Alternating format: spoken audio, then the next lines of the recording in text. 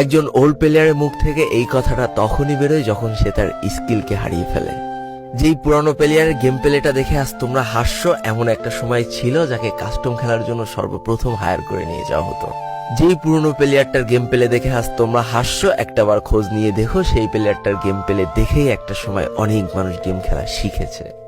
যেই ওল্ড প্লেয়ারটার খেলা দেখে আজ তোমরা তোমাদের গ্রুপে নিতেও লজ্জা পাচ্ছ, খোঁজ নিয়ে দেখো সেই ওল্ড প্লেয়ারটা কোনো একটা সময় কোনো একটা গিল্ডের লিডার বা অফিসার ছিল।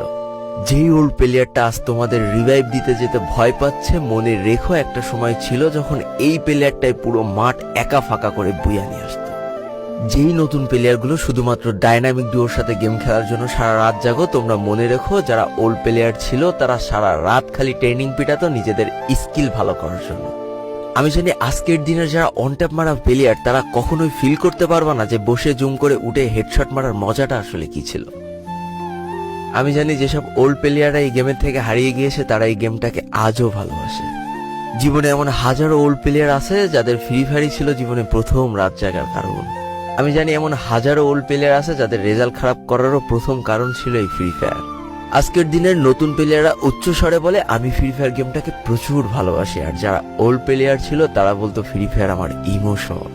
একটা না দুইটা না অনেক কটি বছর এই ফ্রি ফায়ার গেমটার সাথে কাটিয়ে দিয়েছি, অনেক ভালো ভালো বন্ধু পেয়েছি, আবার অনেক মানুষকে হারিয়েও ফেলেছি। আমি জানি এমন অনেক ওল্ড প্লেয়ার আছে যারা এখনো এই ফ্রি ফায়ার গেমটাকে দিনের পর দিন খেলেই চলেছে সেই ইমোশনের জায়গা থেকে। স্যালুট তাদেরকে।